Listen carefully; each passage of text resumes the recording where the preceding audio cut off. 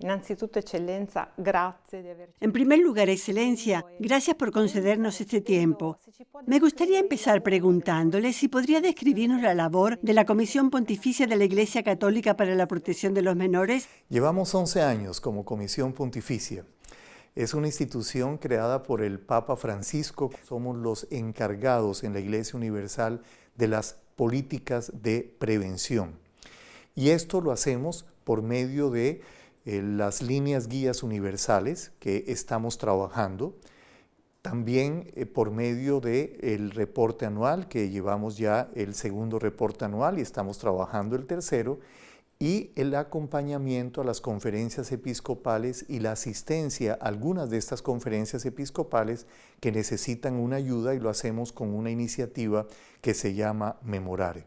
Lo fundamental para nosotros como Comisión Pontificia es la permanente escucha a las víctimas, que es uno de los trabajos que hacemos todos los días.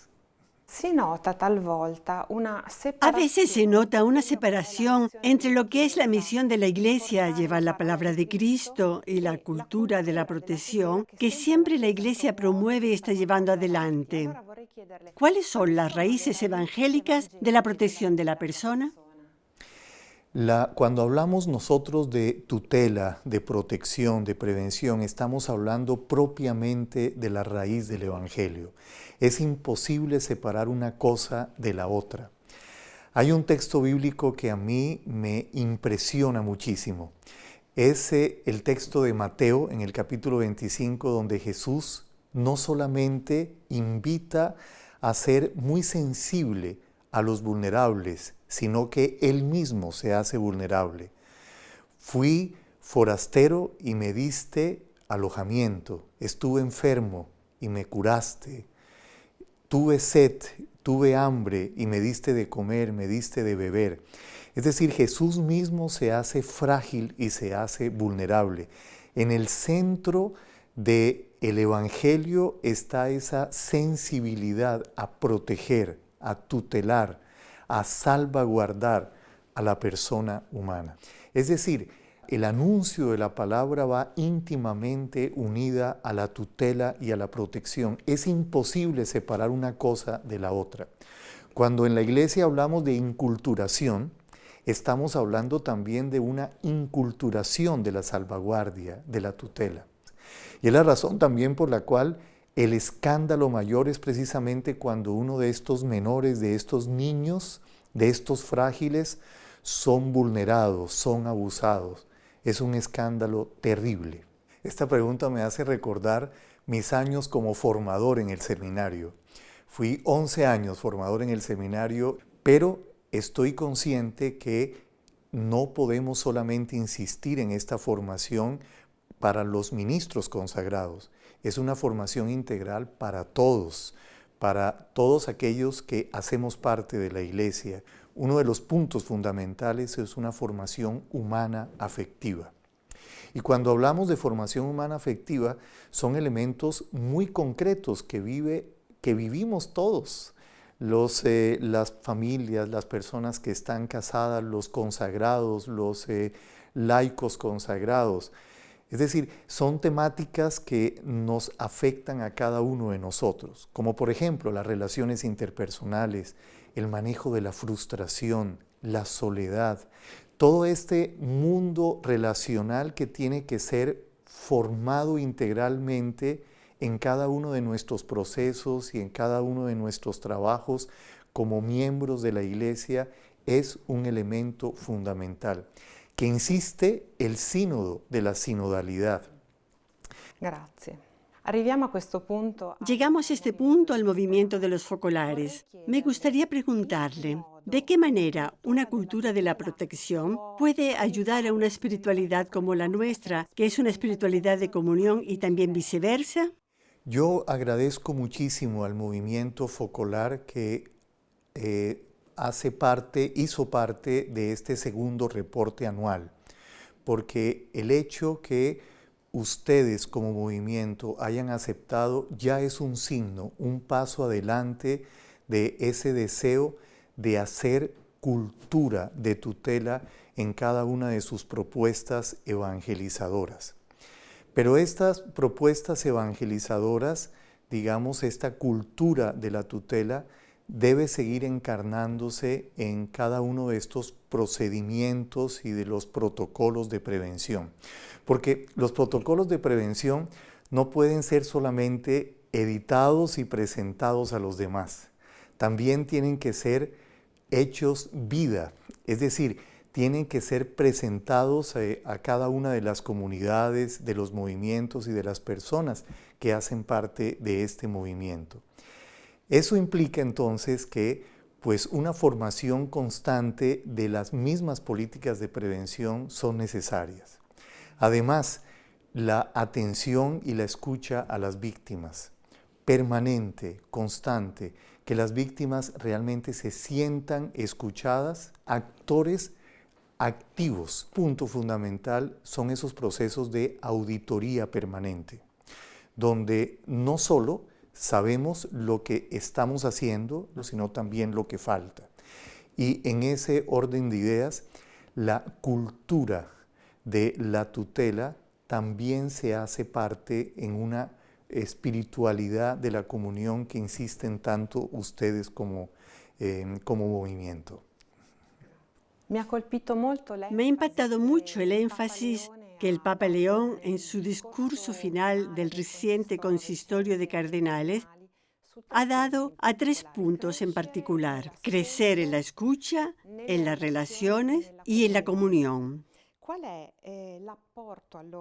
es entonces la contribución de una cultura de la protección a estos puntos? ¿Cómo ve usted que pueden encarnarse? Me llama la atención esa expresión que usted utiliza, cultura de la tutela. A mí me gustaría, digamos, como enriquecer esa expresión cultura de la tutela con una espiritualidad de la tutela. Una espiritualidad que va, digamos, a relacionarse íntimamente con una comunión, con una espiritualidad de la comunión, donde es necesario, digamos, que las dos interactúen cada vez más en nuestros trabajos y en nuestras experiencias evangelizadoras. Cuando estamos hablando de esto, estamos hablando que la persona es un don, que tiene que ser respetada en su dignidad. Toda herida a la dignidad de la persona es una herida a la comunión del ser humano. Además, insistimos también en que la autoridad es un servicio. Y por eso entonces, pues evitamos ese abuso de poder cuando tomamos conciencia de esa autoridad como servicio. Pero insistimos además que la herida no solamente es infligida a una persona en particular, también es la misma comunidad que ha sido herida. Su familia, la comunidad parroquial, el movimiento, todas las personas implicadas. Y es la razón por la cual todo proceso también de prevención tiene que ser la misma comunidad la que se relacione, la que se vea implicada, y también la víctima debe estar implicada en este proceso. Me gustaría continuar con lo que usted decía, una espiritualidad de la protección. Este segundo informe que la Comisión presentó el pasado mes de octubre se elaboró también, si no he leído mal, con la ayuda fundamental de 40 grupos de víctimas. Excelencia, ¿cómo ha sido esta experiencia? ¿Qué tiene que decir a nuestra organización y diría también a toda la Iglesia?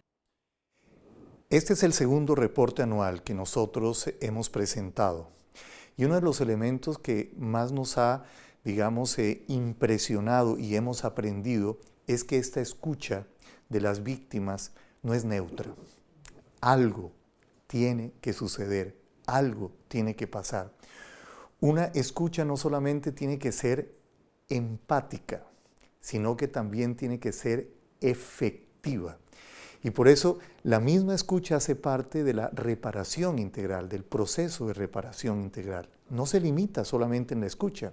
Por eso insisto que las víctimas no solamente sean escuchadas empáticamente, sino implicadas en los procesos de reparación y en los procesos de evangelización y también, obviamente, de prevención, de las políticas de prevención. Yo insistiré en la comunicación, una comunicación estratégica, una comunicación que vaya en todos estos procesos, tanto interna como externa. A veces, digamos, se hacen las cosas, se presentan las propuestas, pero no se comunican adecuadamente.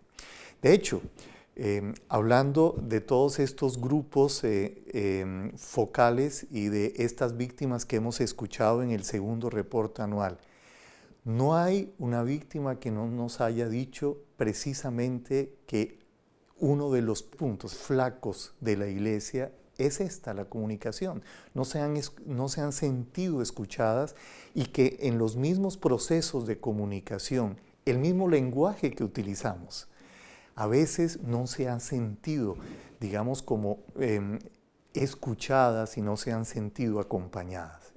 Yo insistiría en este tema. Grazie, Eccellenza.